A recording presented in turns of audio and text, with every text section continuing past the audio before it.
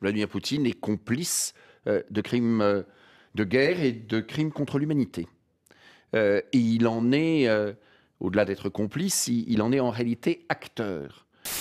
Il y a peut-être un calcul dans les chancelleries.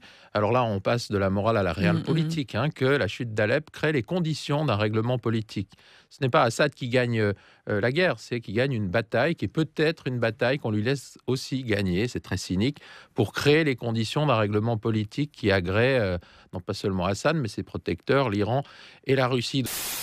Je proposerais que, hors texte budgétaire, parce que la nation a besoin d'un budget, je proposerais de supprimer purement et simplement le 49.3. Voilà.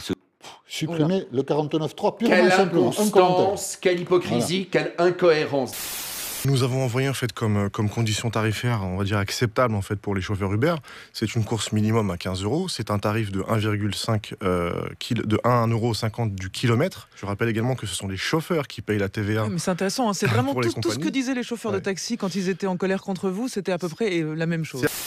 Abou en arabe c'est le guerrier, c'est le guerrier. Après derrière t'as l'origine géographique des mecs. Abou al-Masri, le guerrier d'Égypte, Abou al-Iraki, le guerrier d'Irak. Bon, t'as quand même un connard qui se fait appeler Abou al-Normandie. Tu vois, le mec qui s'appelle Romain, il vient de Caen. Arrête, laisse-nous tranquille, Abou Calvados. Arrête tes bêtises.